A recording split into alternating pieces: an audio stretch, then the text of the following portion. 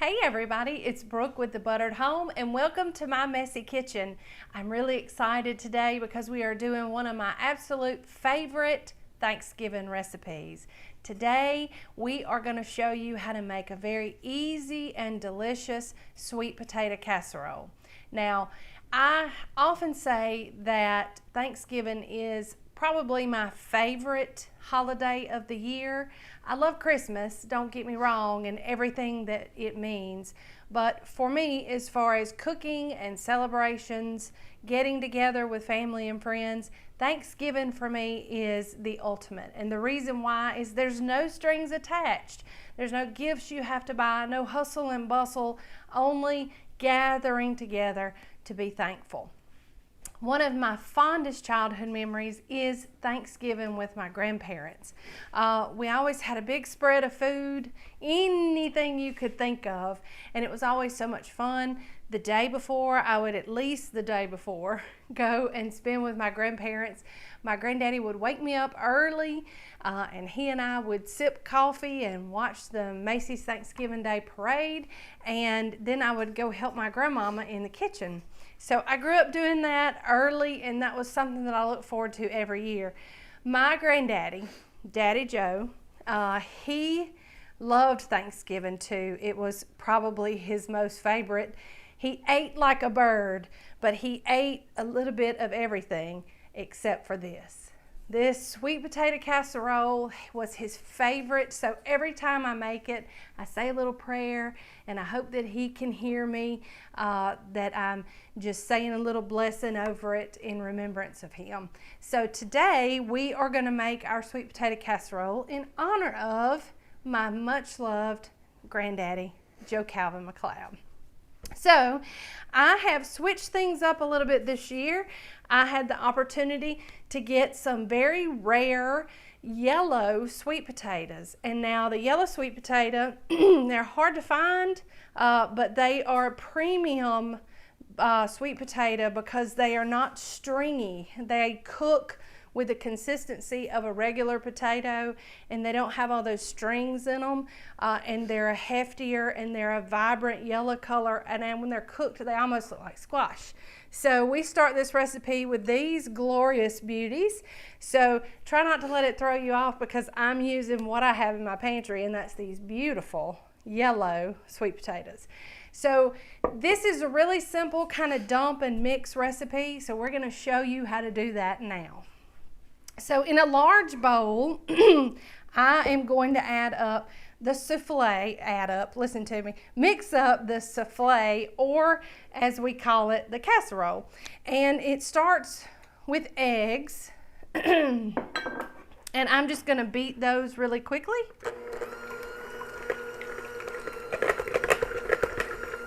They just need a little bit, not a lot. And then to that, we are going to add in our cooked sweet potatoes. Now, this is something that you can do, like I've done, ahead of time, and just kind of take a potato masher and just mash them up. Because once we combine everything here, it's gonna mix up really well because I'm using my hand mixer. Now, to that, we're going to add in about a cup of sugar. And never fear, you can get all the measurements in the show notes or over at thebutteredhome.com. And then we have about a half a cup of melted butter, about a third a cup of milk, what I didn't spill on the counter, and about a teaspoon of vanilla. And we're just going to mix those up really well.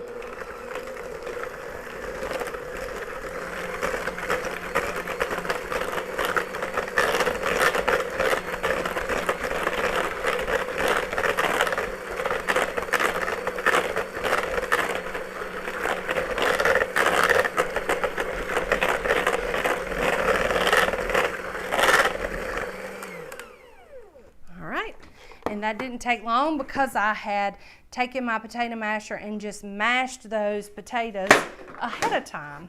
So now, and as usual, you see me on Thanksgiving, I like to use these throw away pans, not only because when I do recipes like this ahead of time, they freeze really well, and cleanup is a breeze. So we're just going to spray that lightly with a little cooking spray. And then I'm just going to pour that mixture into the prepared pan. And boy, aren't my folks going to be surprised whenever they dip out that sweet potato casserole and it's yellow this year. All right, so we're just going to smooth that out. And now you could also use an immersion blender to mix this up if you don't like any little textural lumps. I like to keep just a little bit of that potato texture in here because once it mixes with the eggs and sugar, it kind of loosens up, and the chunks in it almost make it a little more pleasant to eat. So there, that is ready. And now possibly the most important part of the sweet potato casserole is the topping. Now I know that the jury is out on this. There are a lot of people who like marshmallows.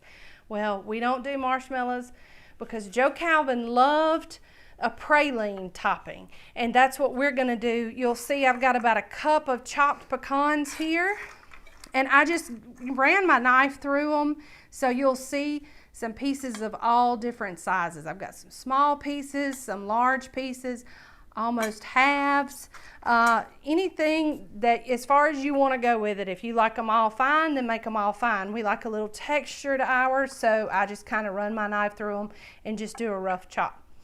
To that, we're going to add about a half a cup of self-rising flour. And what that does, when it mixes with the sugar, it kind of bubbles up on the top, and it makes like this hard candy shell whenever it mixes with the brown sugar. So we're going to put the brown sugar in,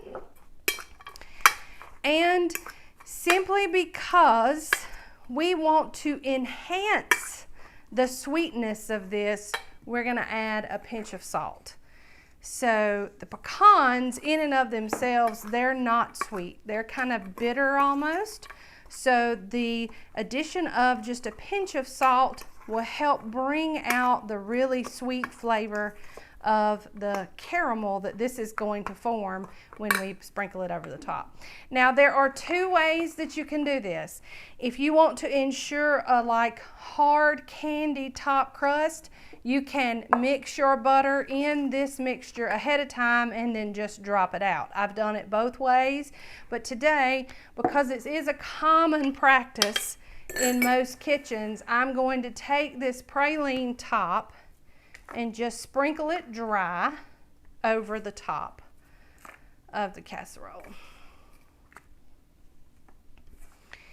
And that flour and brown sugar mixed with those pecans becomes a real thing of beauty. All right, we're just going to make sure all of our edges are nice and covered, and make sure our pecans are kind of evenly distributed throughout.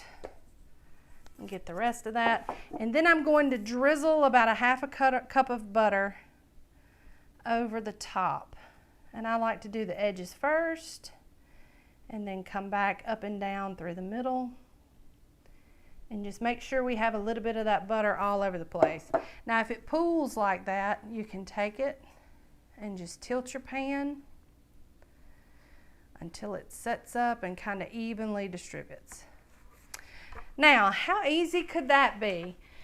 It took less than 5 minutes to mix up. We whipped up that praline topping, and now we're going to put it in the oven, and y'all, this thing cooks in about 25 to 30 minutes.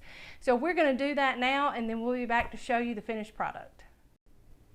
Hey everybody, we are back. We have finished about a 35-minute cook time, if all total. Now, one of the tips that I could give you that I like to do, I like for this topping to be more of almost reminiscent of creme brulee. So I actually turn the broiler on, open the oven, and stand there with it and just let the broiler just brown it and crisp that praline top just a little bit to give it a little bit of candy effect. And we're going to show you the end result now, and it is gorgeous. Now, one of the things you will see will be one of these beautiful yellow sweet potatoes and how they look. And I am going to dip those out now, just to show you what it looks like served on a beautiful plate. And oh, look at that beautiful yellow color. It is gorgeous. There you have it. There is our sweet potato casserole, and it is fantastic. It was still steaming. It smells like heaven. So be sure, and if you want more great recipes like these that show you how cooking from scratch at home is a real thing of beauty and it's not so difficult, be sure you follow us on all of our social channels and over at thebutteredhome.com.